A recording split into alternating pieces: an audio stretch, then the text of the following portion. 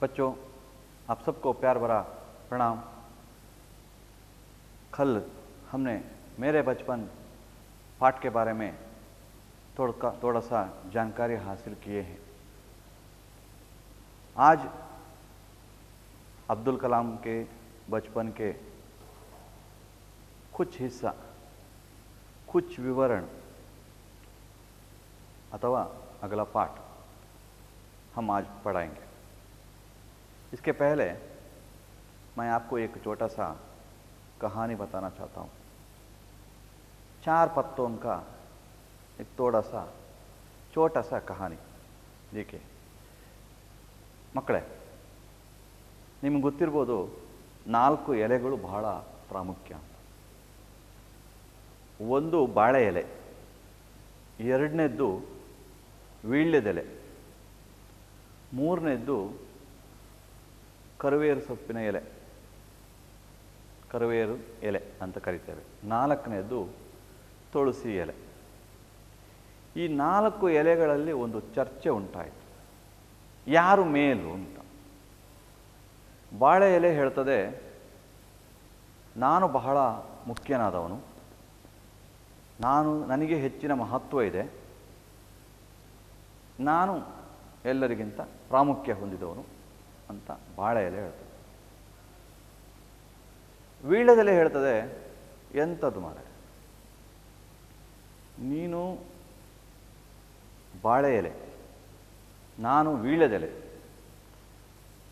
ಊಟ ಆದಮೇಲೆ, ಊಟ ಆಗುವವರೆಗೆ ಮಾತ್ರ ನೀನು, ಊಟ ಆದ ಮೇಲೆ ಬೇಕಾಗುವುದು ನಾನು ಅಂತ ವೀಳ್ಯದೆಲೆ ಹೇಳ್ತದೆ. ಇದನ್ನು ನೋಡಿಕೊಂಡು ಕೂತ್ಕೊಂಡಿರುವ ಕರಿಬೇವು ಸೊಪ್ಪಿನ ಎಲೆ ಹೇಳ್ತದೆ, ಬಾಳೆ ಎಲೆ ಊಟಕ್ಕೆ ಮೊದಲು, ಆದರೆ ಊಟದ ನಂತರ ವೀಳ್ಯದೆಲೆ. ಆದರೆ ನಾನು ಊಟ ರುಚಿಯಾಗಬೇಕಾದ್ರೆ ಬೇಕಾಗುವುದೇ ನಾನು, ಒಗ್ಗರಣೆ ಹಾಕಲಿಕ್ಕೆ. 3 ಜನರ ಚರ್ಚೆ ಆಗುವಾಗ ತುಳಸಿ ಎಲೆ ಹೇಳ್ತದೆ, ನೋಡಿ ನಿಮ್ಮ 3 ಜನರಿಗೂ ಅಹಂಕಾರ ಇದೆ, ನಾನು ಎನ್ನುವುದು ನಿಮ್ಮಲ್ಲಿದೆ. ಓ ಬಾಳೆ ಎಲೆ, ನೀನು ಅಹಂಕಾರ ಪಟ್ಟೆ, ಹಾಗಾಗಿ ಊಟ ಆದ ಕೂಡಲೇ ನಿನ್ನನ್ನು ಬಿಸಾಕ್ತಾರೆ. ಕರಿಬೇವು ಸೊಪ್ಪಿನ ಎಲೆಯ ಊಟಕ್ಕೆ ನಿನ್ನನ್ನು ತಿನ್ನುವುದಿಲ್ಲ, ನಿನ್ನನ್ನು ಎಲೆಯ ಬುಡದಲ್ಲಿ ಇಡ್ತಾರೆ, ನೀನು ಬಿಸಾಕಲ್ಪಟ್ಟೆ. ಇನ್ನು 3ನೇದ್ದು ವೀಳ್ಯದೆಲೆ, ಜನ ನಿನ್ನನ್ನು ತಿಂದು ಉಗಿತಾರೆ ದಾರಿಯಲ್ಲಿ.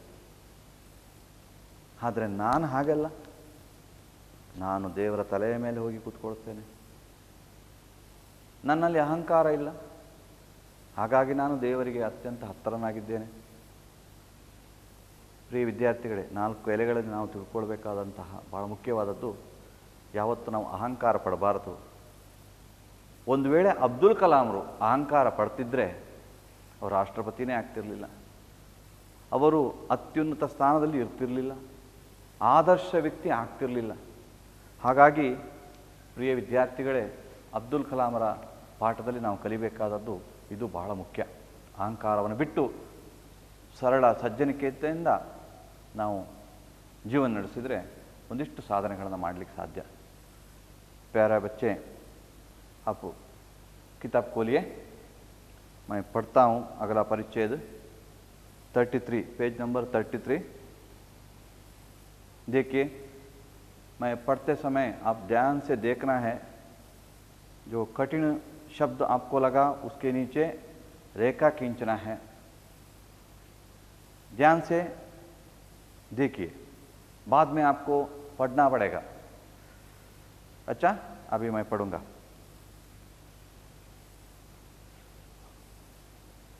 मुझे याद है, पिताजी की दिनचर्या पौ फटने के पहले ही सुबह 4 बजे नमाज पढ़ने के साथ शुरू हो जाती थी। नमाज के बाद वे हमारे नारियल के बाग जाया करते। बाग घर से करीब 4 मील दूर था। करीब दर्जन भर नारियल कंधे पर लिए पिताजी घर लौटते और उसके बाद ही उनका नाश्ता होता। मैंने अपनी विज्ञान एवं प्रौद्योगिकी की सारी जिंदगी में पिताजी की बातों का अनुसरण करने की कोशिश की है। मैंने उन बुनियादी सत्यों को समझने का भरसक प्रयास किया है कि ऐसी कोई दैवी शक्ति जरूर है जो हमें भ्रम, दुखों, विषाद और असफलता से छुटकारा दिलाती है तथा सही रास्ता दिखाती है। जब पिताजी ने लकड़ी की नौकाएं बनाने का काम शुरू किया, उस समय मैं 6 साल का था। ये नौकाएं तीर्थयात्रियों को रामेश्वरम से धनुषकोडी तक लाने ले जाने का काम आती थी। एक स्थानीय ठेकेदार अहमद जलालुद्दीन के साथ पिताजी समुद्र तट के पास नौकाएं बनाने लगे। बाद में अहमद जलालुद्दीन की मेरी बड़ी बहन जोहरा के साथ शादी हो गई। नौकाओं को आकार लेते हुए मैं गौर से देखता था। पिताजी का कारोबार काफी अच्छा चल रहा था। एक दिन 100 मील प्रति घंटे की रफ्तार से हवा चली और समुद्र में तूफान आ गया। तूफान में सेतुकराई के कुछ लोग और हमारी नावें बह गई। उसी में पंबन पुल भी टूट गया और यात्रियों से भरी ट्रेन दुर्घटनाग्रस्त हो गई। तब तक मैंने सिर्फ समुद्र की खूबसूरती को ही देखा था। उसकी अपार एवं अनियंत्रित ऊर्जा ने मुझे हतप्रभ कर दिया।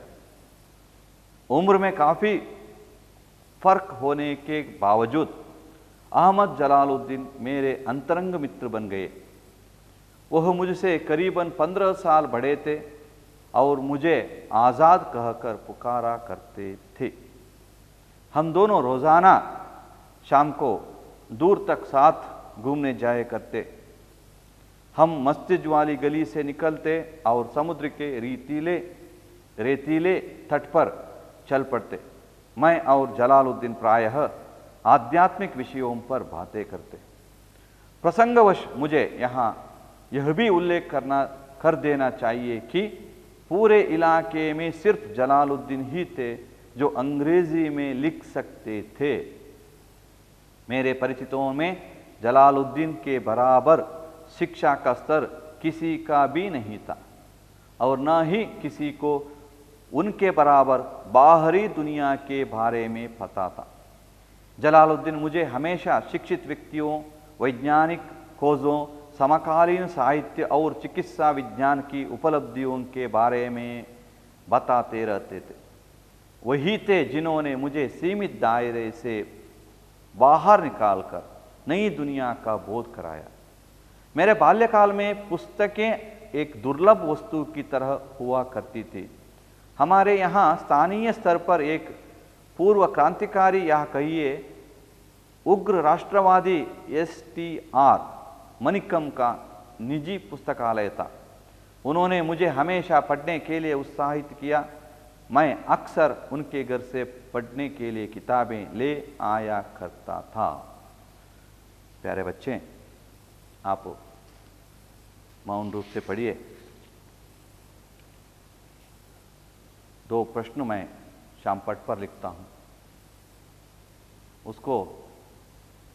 उस प्रश्न का उत्तर किस परिच्छेद में आता है, यह आपको देखना है। ध्यान से पढ़िए।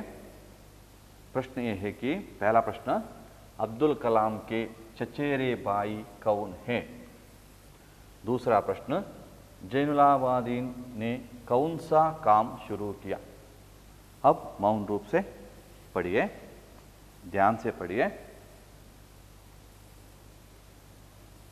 तो आपका जो पढ़ा है थोड़ा सा समझ में आया ऐसा समझता हूं मैं। आगे देखेंगे, हम पाठ की ओर जाएंगे। अब्दुल कलाम जी कहते हैं, मुझे याद है। किसे याद है?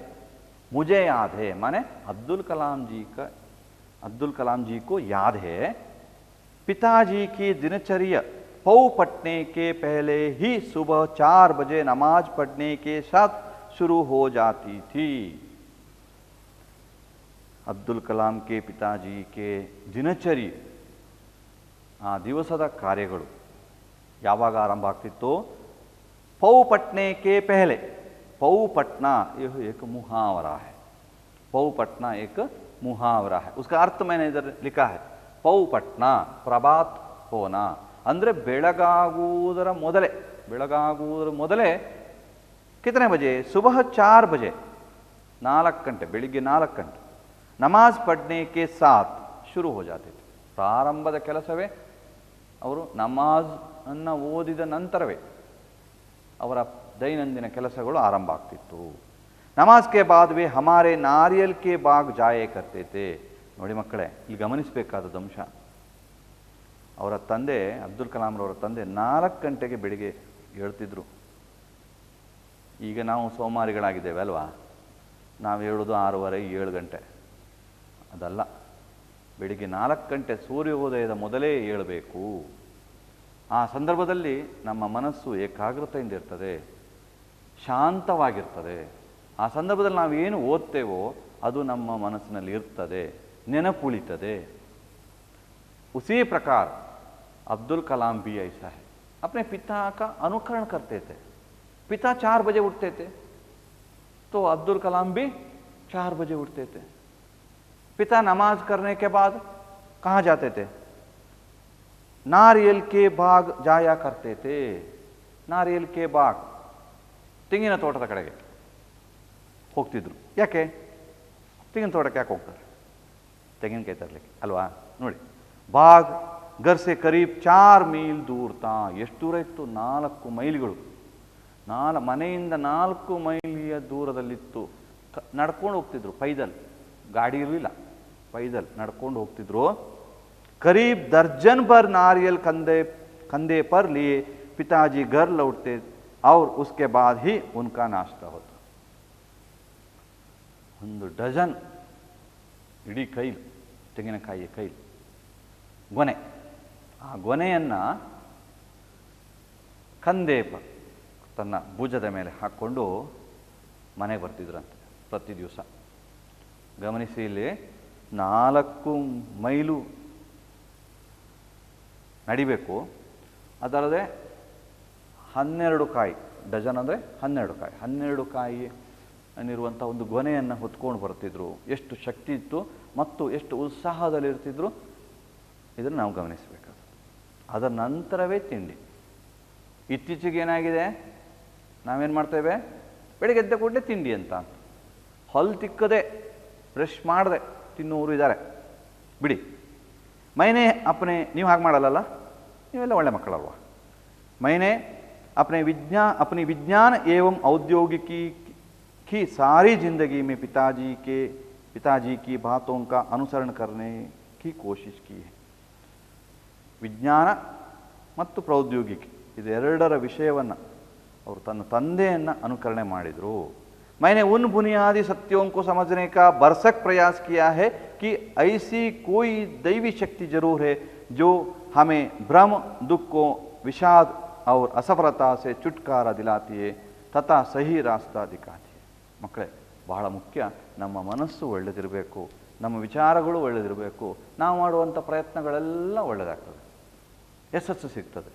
ಒಳ್ಳೆ ಮನಸ್ಸಿನಿಂದ ಓದಿದರೆ ಖಂಡಿತವಾಗಿ ನಾವು ಪಾಸ್ ಆಗ್ತೇವೆ, ಒಳ್ಳೆ ಅಂಕಗಳನ್ನು ಪಡಿತೇವೆ।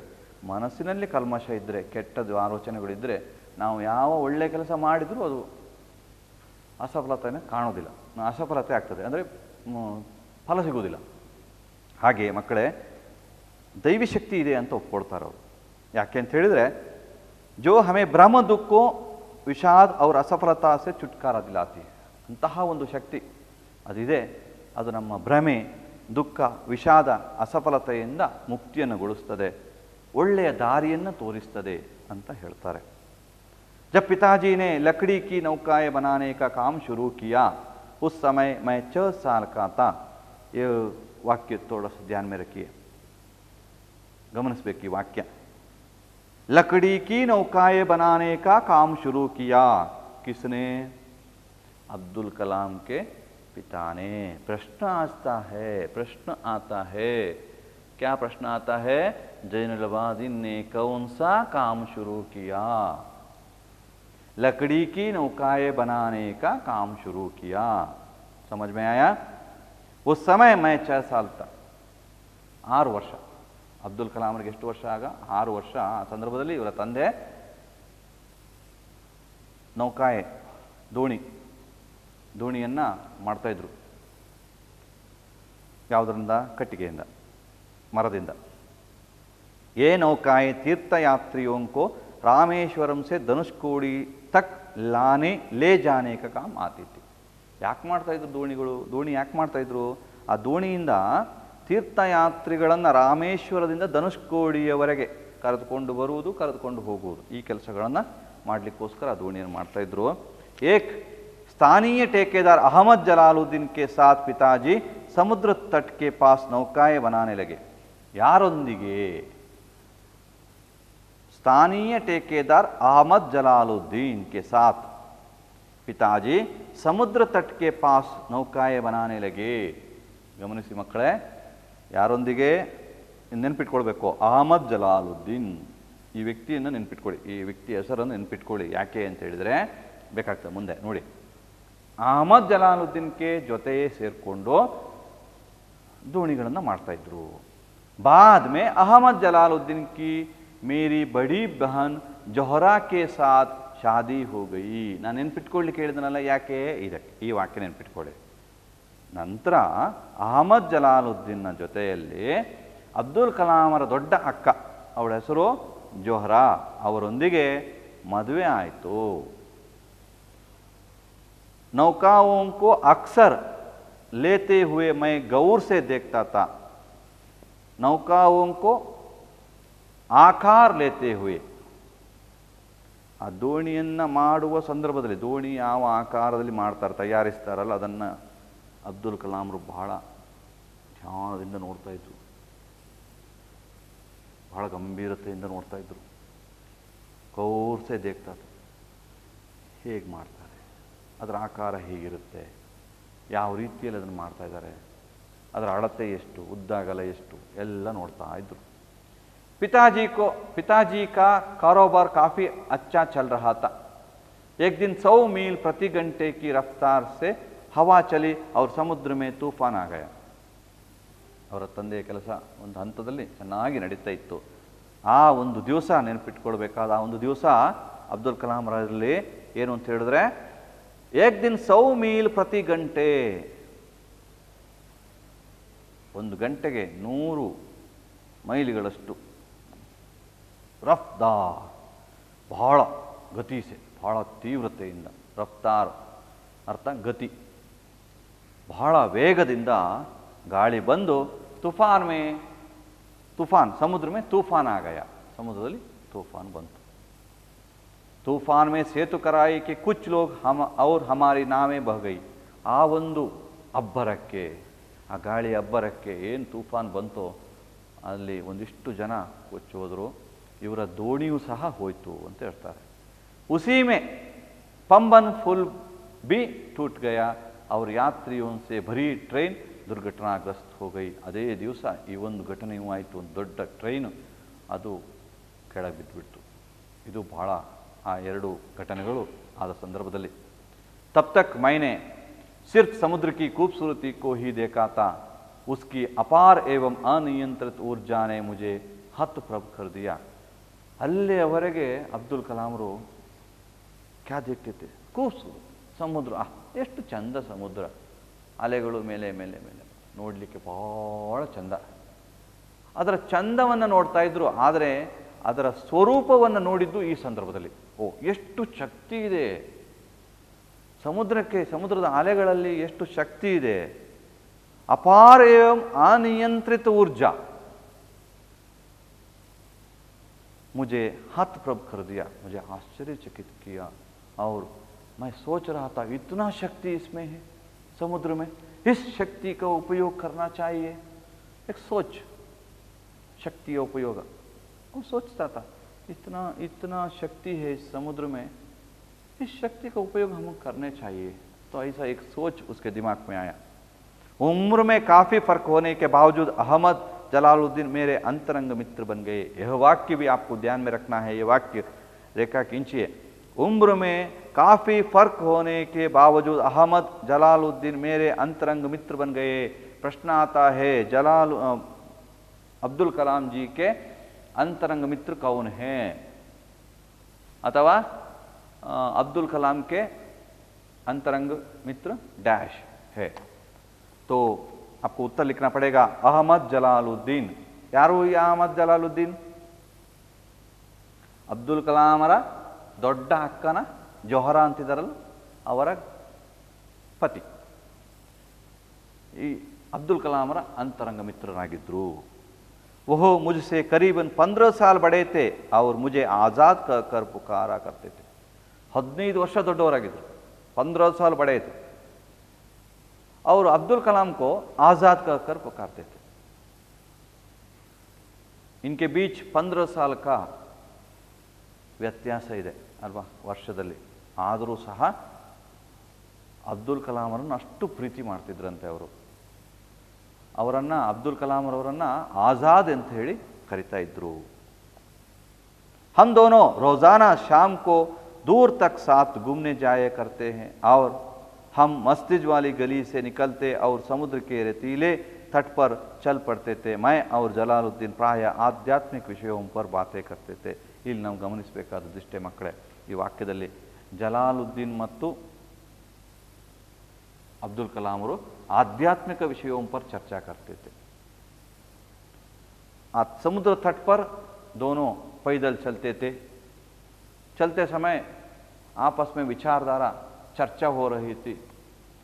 ಸಾಮಾನ್ಯವಾಗಿ ಹೆಚ್ಚಿನವರು ಚರ್ಚೆ ಮಾಡುವಾಗ ಏನು ಊಟ ಮಾಡಿದ್ದಿ, ಏನು ಬಟ್ಟೆ ತಗೊಂಡಿದ್ದಿ, ಅಥವಾ ಏನು ತಿಂಡಿ ತಿಂದಿದ್ದಿ, ಅಥವಾ ಏನು ಬಾಯಾರಿಕೆ ಕುಡ್ಕೊಂಡಿದ್ದಿ, ಅಥವಾ ಯಾವ ರೀತಿಯ ಪ್ಯಾಂಟನ್ನು ಹಾಕ್ಕೊಂಡಿದ್ದಿ, ಬಟ್ಟೆ ಆಭರಣಗಳು, ಇದರ ಬಗ್ಗೆ ಚರ್ಚೆ ಮಾಡೋದು। ಆದರೆ ಅಬ್ದುಲ್ ಕಲಾಂ ಅವರು ನೋಡಿ ಇಲ್ಲಿ ಗಮನಿಸಬೇಕಾದದ್ದು, ನಡ್ಕೊಂಡು ಹೋಗುವ ಸಂದರ್ಭದಲ್ಲಿಯೂ ಸಹ ಆಧ್ಯಾತ್ಮಿಕ ವಿಷಯದಲ್ಲಿ ಮತ್ತು ಅವರಲ್ಲಿ ಏನು ಜ್ಞಾನ ಇದೆ, नॉलेज किसके?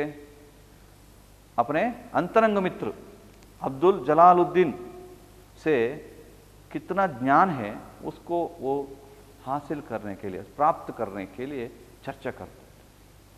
प्रसंगवश मुझे यहाँ यह भी उल्लेख कर देना चाहिए कि पूरे इलाके में सिर्फ जलालुद्दीन ही थे जो अंग्रेजी में लिख सकते थे। पूरे इलाके में आंग्ल भाषೆಯಲ್ಲಿ ಬರೀಲಿಕ್ಕೆ, अंग्रेजी में लिखने वाला अब्दुल कलाम के अंतरंग मित्र वो ಅಹಮದ್ ಜಲಾಲುದ್ದೀನ್। ಯಾರಿಗೆ ಲಾಭ ಆಯ್ತು? ಈಗ ಅಬ್ದುಲ್ ಕಲಾಂ ಅವರಿಗೆ ಲಾಭ ಆಗ್ತದೆ। ಯಾಕಂತ ಹೇಳಿದ್ರೆ ಆಂಗ್ಲ ಭಾಷೆಯನ್ನು ಗೊತ್ತಿರುವ ವ್ಯಕ್ತಿ ಇವರ ಅಂತರಂಗ ಮಿತ್ರರಾಗಿದ್ದರು। ಗಮನಿಸಿ ಮಕ್ಕಳೇ, ಇದನ್ನು ಆಂಗ್ಲ ಭಾಷೆಯನ್ನು ಅಧ್ಯಯನ ಮಾಡಲಿಕ್ಕೆ, ಅದರ ಜ್ಞಾನವನ್ನು ಪಡೀಲಿಕ್ಕೆ ಅಬ್ದುಲ್ ಕಲಾಂ ಅವರಿಗೆ ಸಹಾಯ ಆಯಿತು ಅಂತ। और आगे कहाँ रुका है मैंने? हाँ, मेरे परिचितों में जलालुद्दीन के बराबर शिक्षा का स्तर किसी का भी नहीं था और न ही किसी को उनके बराबर बाहरी दुनिया के बारे में पता था। ಅಷ್ಟು ತಿಳಿದವರು ಆ ಒಂದು ಪ್ರದೇಶದಲ್ಲಿ ಯಾರೂ ಇರಲಿಲ್ಲ। ಆಂಗ್ಲ ಭಾಷೆಯಲ್ಲಿಯೂ ಪ್ರಬುದ್ಧರಾಗಿದ್ದವರು, ಬರೀಲಿಕ್ಕೆ ಗೊತ್ತಿದ್ದವರು, ಆ ಒಂದು ಅಷ್ಟು ಶಿಕ್ಷಣವನ್ನು ಪಡೆದವರು ಆ ಒಂದು ಪ್ರದೇಶದಲ್ಲಿ ಯಾರೂ ಇರಲಿಲ್ಲ। ಇವರಿಗೆ ತುಂಬ ಅವರಿಂದ ಅನುಕೂಲ ಆಯಿತು। ಮತ್ತು ಹೊರಗಿನ ಪ್ರಪಂಚದ ಬಗ್ಗೆ ಒಂದಿಷ್ಟು ಜ್ಞಾನ ಅಹಮದ್ ಜಲಾಲುದ್ದೀನ್ ಅವರಲ್ಲಿತ್ತು, ಅದನ್ನು ಇವರು ಸಂಗ್ರಹಿಸಲಿಕ್ಕೆ ಸಾಧ್ಯ ಆಯಿತು, ಕಲೀಲಿಕ್ಕೆ ಸಾಧ್ಯ ಆಯಿತು। जलालुद्दीन मुझे हमेशा शिक्षित व्यक्तियों, वैज्ञानिक खोजों, समकालीन साहित्य और चिकित्सा विज्ञान की उपलब्धियों के बारे में बताते रहते थे। ಮಕ್ಕಳೇ ಗಮನಿಸಿ, ಈ ಒಂದು ವಾಕ್ಯ ಸ್ವಲ್ಪ ಗಮನಿಸ್ಕೊಳ್ಳಿ ನೀವು। ಜಲಾಲುದ್ದೀನ್ ಮುಜೆ ಹಮೇಶಾ ಶಿಕ್ಷಿತ್ ವ್ಯಕ್ತಿಯೋ ಅಂದರೆ, ಈಗ ಇವರು ನಡ್ಕೊಂಡು ಹೋಗ್ತಾರಲ್ವಾ, ಸಮುದ್ರ ತಟದಲ್ಲಿ ನಡ್ಕೊಂಡು ಹೋಗುವಾಗ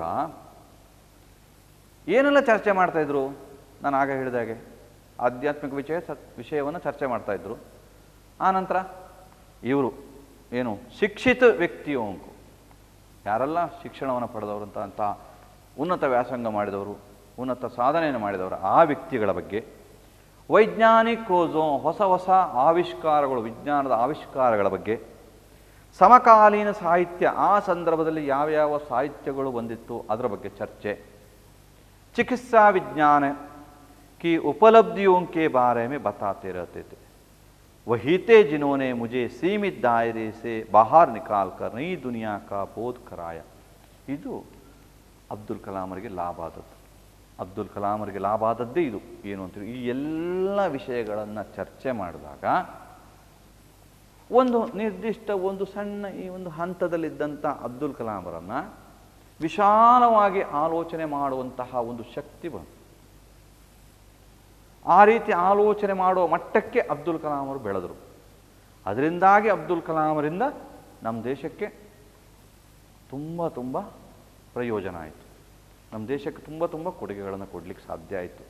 ಇದೆಲ್ಲಕ್ಕೂ ಕಾರಣ ಅಂತರಂಗ ಮಿತ್ರ ಅಹಮದ್ ಜಲಾಲುದ್ದೀನ್ ಅಂತ ಹೇಳ್ತಾರೆ. मेरे बाल्यकाल में पुस्तकें एक दुर्लभ वस्तु की तरह हुआ करती थी.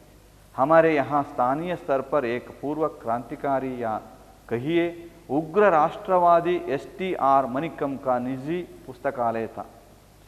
ಇವರ ಬಾಲ್ಯದಲ್ಲಿ ಪುಸ್ತಕಗಳ ಬಹಳ ಬೆರಳೆಣಿಕೆ ಎಷ್ಟಿತ್ತಂತೆ. ಇವರಿಗೆ ಹೆಚ್ಚು ಪುಸ್ತಕವನ್ನು ಓದಲಿಕ್ಕೆ ಸಿಗ್ತಿರಲಿಲ್ಲ. ಅಷ್ಟು ಪುಸ್ತಕಗಳು ಇವರಿಗೆ ಓದಲಿಕ್ಕೆ ಭಾಳ ಆಸೆ ಇತ್ತು. ಪುಸ್ತಕವನ್ನು ಓದಬೇಕು ಅಂತ, ಜ್ಞಾನವನ್ನು ಸಂಪಾದನೆ ಮಾಡಬೇಕು ಅಂತ ಆಸೆ ಇತ್ತು. ಆದರೆ ಇವರ ಬಾಲ್ಯಕಾಲದಲ್ಲಿ ಅಷ್ಟು ಪುಸ್ತಕಗಳು ಇರ್ತಿರಲಿಲ್ಲ. ಆದರೆ ಇವರಿಗೆ ಒಂದು ಪ್ರಯೋಜನ ಆಯಿತು. ಏನಂತ ಹೇಳಿದರೆ, ಹಮಾರೆ ಯಹಾ ಸ್ಥಾನೀಯ ಸ್ತರ ಪರ್ ಏಕ್ ಪೂರ್ವ ಕ್ರಾಂತಿಕಾರಿ ಯಾ ಕಹಿಯೇ ಉಗ್ರ ರಾಷ್ಟ್ರವಾದಿ STR ಮನಿಕಂ ಕಾ ನಿಜಿ ಪುಸ್ತಕಾಲಯ ತಾ. ಅವರ ಒಂದು ಸ್ವಂತ ಪುಸ್ತಕಾಲಯ. ಯಾರದ್ದು? ಉಗ್ರ ರಾಷ್ಟ್ರವಾದಿಯ STR ಮನಿಕಂ ಎನ್ನುವರ ಸ್ವಂತ ಒಂದು ಪುಸ್ತಕಾಲಯ ಇತ್ತು. ಅಲ್ಲಿ ಇವರು ಹೋಗ್ತಿದ್ರು. उन्होंने मुझे हमेशा पढ़ने के लिए उत्साहित किया. मैं अक्सर उनके घर से पढ़ने के लिए किताबें ले आया करते था. ಅವರ ನಿಜಿ ಪುಸ್ತಕಾಲಯ, ಅವರ ಸ್ವಂತ ಒಂದು ಗ್ರಂಥಾಲಯ ಏನು ಮಾಡ್ಕೊಂಡಿದ್ದಾರೋ ಅಲ್ಲಿಗೆ ಇವರನ್ನು ಬರಲಿಕ್ಕೆ ಹೇಳ್ತಾ ಇದ್ರು. ಜೊತೆಗೆ ಇವರು ಅಲ್ಲಿ ಹೋಗಿ ಪುಸ್ತಕಗಳನ್ನು ಓದ್ತಾ ಇದ್ರು, ಒಂದಿಷ್ಟು ಜ್ಞಾನ ಸಂಪಾದನೆ ಮಾಡ್ತಾ ಇದ್ರು. दूसरे जिस व्यक्ति का मेरे बाल जीवन पर गहरा असर पड़ा वो मेरे चचेरे भाई शमसुद्दीन थे. ಗಮನಿಸಬೇಕು ಮಕ್ಕಳೇ, ಪ್ರಶ್ನೆ ಶೈಲಿ ಕಾಣ್ತದೆ. ಅಬ್ದುಲ್ ಕಲಾಂ ಕೆ ಚಚೇರೆ ಬಾಯಿ ಕೌನ್ ಹೇ ಪ್ರಶ್ನೆ ಇದೆಯಲ್ಲ ನೋಡಿ. ಈ ಪ್ರಶ್ನೆಗೆ ಉತ್ತರ ಇಲ್ಲೂ ಸಹ ಸಿಗುತ್ತೆ ನಿಮಗೆ. दूसरे जिस व्यक्ति का मेरे बाल जीवन गहरा असर पड़ा वो मेरे चचेरे भाई शमसुद्दीन. ಚಚೇರೆ ಬಾಯಿ ಶಂಸುದ್ದೀನ್ನ ಒಂದು ಗಾಢವಾದಂಥ ಪ್ರಭಾವ ಅಬ್ದುಲ್ ಕಲಾಂ ಅವರ ಬಿತ್ತು. ಹೇಗೆ ನೋಡಿ. ವಹ ರಾಮೇಶ್ವರಂ ಮೇ अखबारों के एकमात्र वितरक थे. ರಾಮೇಶ್ವರಮದಲ್ಲಿ ಅಖ್ಬಾರ್ ದಿನಪತ್ರಿಕೆಯನ್ನು ವಿತರಿಸುವಂಥ ಏಕಮಾತ್ರ ವ್ಯಕ್ತಿಯಾಗಿದ್ದ ಶಂಸುದ್ದೀನ್. अखबार रामेश्वरम स्टेशन पर सुबह की ट्रेन से पहुंचते थे जो पंबन से आती थी. इस अखबार एजेंसी को अकेला शमसुद्दीन ही चलाते थे. ಈ ಅಖ್ಬಾರ್ ದೈನಂದಿನ ಪತ್ರಿಕೆ ಏನು ದಿನಪತ್ರಿಕೆ ಏಜೆನ್ಸಿಯನ್ನು ಈ ಶಂಸುದ್ದೀನ್ ಅವರು ನಡೆಸ್ತಾ ಇದ್ರು. ಹಾಗಾಗಿ ಆ ಪತ್ರಿಕೆಗಳು ಎಲ್ಲ ಬರ್ತಾ ಇತ್ತು. ಲಾಭ ಯಾರಿಗಾಯಿತು ಮಕ್ಕಳೇ? ಈಗ ಇವರ ಚಚೇರಿ ಬಾಯಿ ಯಾರೋ ನಮ್ಮ ಅಬ್ದುಲ್ ಕಲಾಂರಿಗೆ ಇದನ್ನು ಲಾಭ ಆಯಿತು. ಯಾಕೆ ಹೇಳಿ? ಅಷ್ಟು ಪತ್ರಿಕೆಗಳು ಬರ್ತಿತ್ತಲ್ಲ, ಆ ಪತ್ರಿಕೆಗಳನ್ನೆಲ್ಲ ಇವರಿಗೆ ಓದಲಿಕ್ಕೆ ಒಂದು ಅವಕಾಶ ಸಿಕ್ತು. ಜ್ಞಾನ ಸಂಪಾದನೆ ಮಾಡಲಿಕ್ಕೆ ಒಂದಿಷ್ಟು ಅವಕಾಶ ಸಿಕ್ತು. ಅಲ್ಲಿ ಒಂದು ಪ್ರಶ್ನೆ ಕೇಳಿದ್ದಾರೆ ನೋಡಿ ನಿಮ್ಮ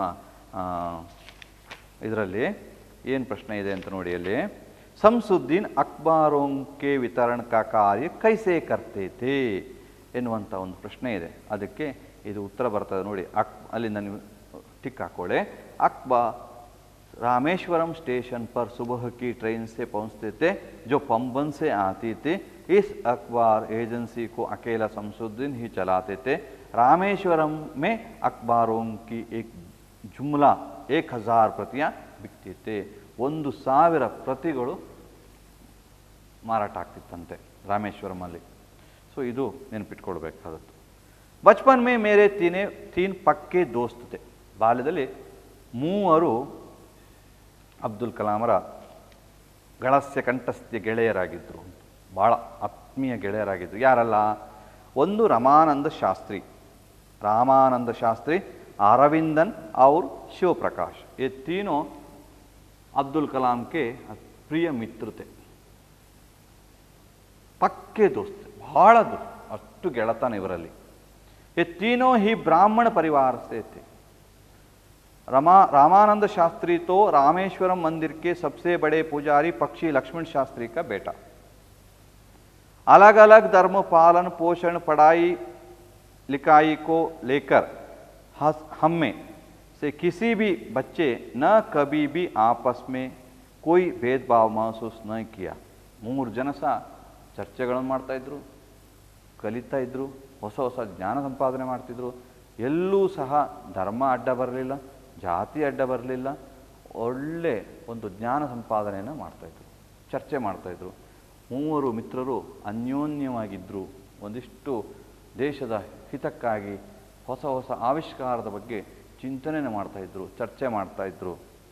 ಅಂತಹ ವ್ಯಕ್ತಿತ್ವ ಇರುವಂತಹ ಅಬ್ದುಲ್ ಕಲಾಂರು ಮಕ್ಕಳೇ, ಅಬ್ದುಲ್ ಕಲಾಂ ಜಿ ಅಂತ ನಾವು ಕರಿತೇವೆ, ರಾಷ್ಟ್ರಪತಿಯಾಗಿದ್ದವರು. ಈ ಒಂದು ಅವರ ಬಾಲ್ಯದ ಈ ಪಾಠದಿಂದ ನಾವೇನು ತಿಳ್ಕೊಳ್ಬೋದು ಅಂತ ಹೇಳಿದ್ರೆ, ಒಗ್ಗಟ್ಟಿನಿಂದ ಇರಬೇಕು, ಸರಳತೆಯಿಂದ ಇರಬೇಕು, ಸಾಧಾರಣವಾಗಿರಬೇಕು, ಆಡಂಬರದಿಂದ ನಾವು ಯಾವಾಗಲೂ ಇರಬಾರ್ದು, ಮತ್ತು ಎಲ್ಲರನ್ನು ಪ್ರೀತಿಸಬೇಕು, ತಂದೆ ತಾಯಿಯರನ್ನು ಸೇವೆ ಮಾಡಬೇಕು, ಅವರ ಜ್ಞಾನವನ್ನು ನಾವು ಪಡಿಬೇಕು. ಗಮನಿಸಬೇಕು, ತಂದೆ ತಾಯಿಗೆ ನಮಸ್ಕಾರ ಮಾಡಬೇಕು. ಅವರಲ್ಲಿ ಬಹಳಷ್ಟು ಜ್ಞಾನಗಳಿರ್ತದೆ. ನಾವು ಅವ್ರಿಗೇನು ಗೊತ್ತು, ನಮಗೆ ಎಲ್ಲ ಗೊತ್ತು ಅಂತ ತಿಳ್ಕೊಡ್ತೇವೆ. ಇಲ್ಲ, ಅವರು ತುಂಬ ಜ್ಞಾನವಂತರಾಗಿರ್ತಾರೆ. ತಾಯಿ ತಂದೆ ಅವರಲ್ಲಿ ತುಂಬ ಜ್ಞಾನ ಇರ್ತದೆ, ಅದನ್ನು ಪಡ್ಕೊಳ್ಬೇಕು. ಅವರ ಜೀವನ ಆದರ್ಶಮಯವಾಗಿ ಇರ್ತದೆ, ಆ ಆದರ್ಶಗಳನ್ನು ನಾವು ಅನುಕರಣೆ ಮಾಡಬೇಕು. ಇಂತಹ ಭಾಳಷ್ಟು ಜನ ಆದರ್ಶ ವ್ಯಕ್ತಿಗಳಿರ್ತಾರೆ, ಅವರ ಜೀವನವನ್ನು ಅನುಸರಣೆ ಮಾಡಬೇಕು ಅಂತ ಹೇಳುವಂಥ ಮುಖ್ಯ ಉದ್ದೇಶ ಈ ಪಾಠದ್ದಾಗಿದೆ. तो बच्चों, पाठ ख़त्म हुआ, अब प्रश्नोत्तर की बारी है, अभ्यास की बारी है. आप कल आते वक्त अभ्यास में जो जो प्रश्न दिए हैं उसका उत्तर ढूंढिए. यदि आपको ढूंढने के लिए कठिन अथवा तकलीफ हुआ तो कल की कक्षा में मैं इसके बारे में चर्चा करेंगे, हम लोग चर्चा करेंगे. ज़्यादा से ज़्यादा आपको ही इस प्रश्न का उत्तर ढूंढना है, क्योंकि जो प्रश्न का उत्तर ढूंढता है तो थोड़ा सा पढ़ता है और समझता है, और वो समझता है उसके याद में रहता है. धन्यवाद.